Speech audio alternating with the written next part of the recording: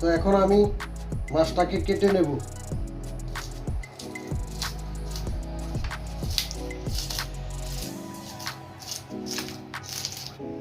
মাছগুলোকে আমি মাছের আঁশগুলোকে সরিয়ে নিয়েছি, সুন্দর করে ধুয়ে নিয়েছি। এখন মাছগুলোকে আমি কেটে নেব।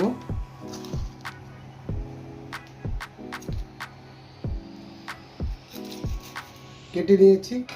তো এখন মাছগুলোকে আমি ধুয়ে নেব। ধোয়ার জন্য একটা পাত্রের মধ্যে নিচ্ছি। আমি এখানে নিয়েছি, মাছগুলিকে ধুয়ে নেব।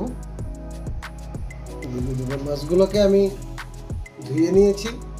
তো এখন মাছগুলোকে আমি হলুদ মাখিয়ে নেব আর মাছ ভাজি করব। তো আর মাছের সাথে বেগুন নিয়েছি, বেগুন ভাজি করব। আর আলু নিয়েছি, আলু ঝুরি ভাজি করব। তো এখন আমি মাছটাকে হলুদ মাখিয়ে নেব।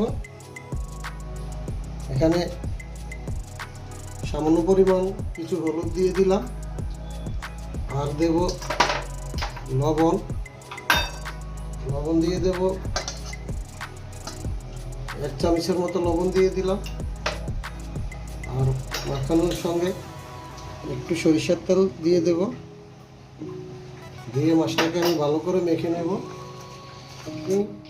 এভাবে সুন্দর করে হলুদ মাখিয়ে লবণ মাখিয়ে রেখে দিয়েছি। এখন বেগুনটাকে আমি মাখিয়ে নেব, সেজন্য একটু হলুদ দিয়ে দিচ্ছি। আলুটাকেও আমি একটু মাখিয়ে নিচ্ছি, সামান্য পরিমাণ একটু হলুদ দিলাম অল্প করে। আর দেব একটু লবণ। দিয়ে আমি সবগুলোকে এখন মাখিয়ে নিচ্ছি।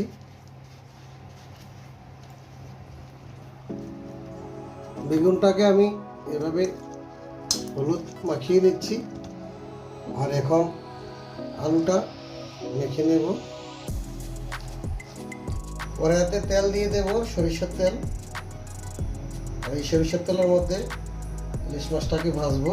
গরম হয়ে গিয়েছে, তো আমি এক এক করে ইলিশ মাছগুলো এখানে দিয়ে দেব।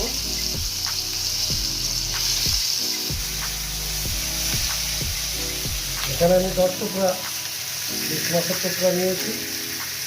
সবগুলোকে আমি ভেজে নেব।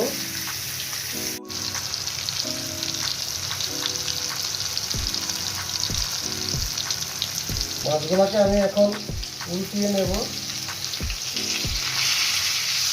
সবগুলি মাছের পিস উল্টিয়ে দিয়েছি। 1 পিঠ আমার হয়ে গেছে, আর 1 পিঠ ভেজে নিচ্ছি। মাছগুলি আমার ভাজি হয়ে গিয়েছে। তো আমি এক এক করে মাছগুলি নামিয়ে নেব। এখানে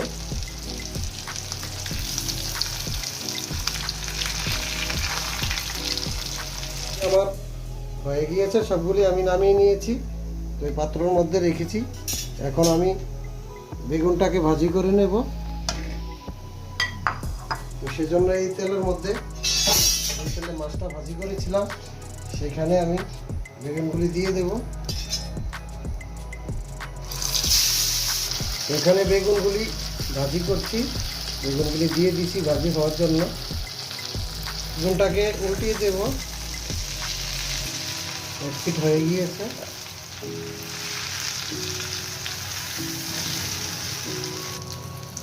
বেগুনটা ভাজি হয়ে গিয়েছে। এখন আমি বেগুনটাকে নামিয়ে নেব।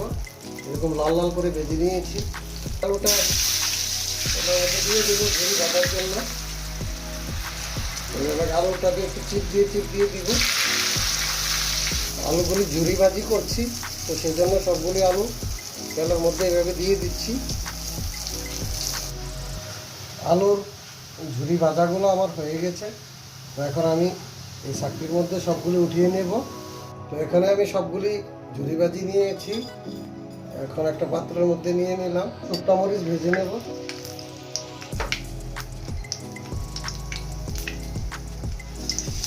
ভেজে নেব।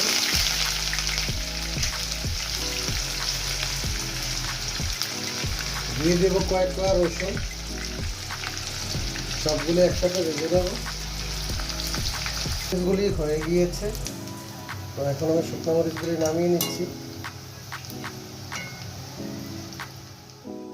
খিদা ভাত খাবো, সেই জন্য ইলিশ মাছ ভাজি করেছিলাম আর বেগুন ভাজি, আলু ভাজি। তো এখন ভাত খাচ্ছি।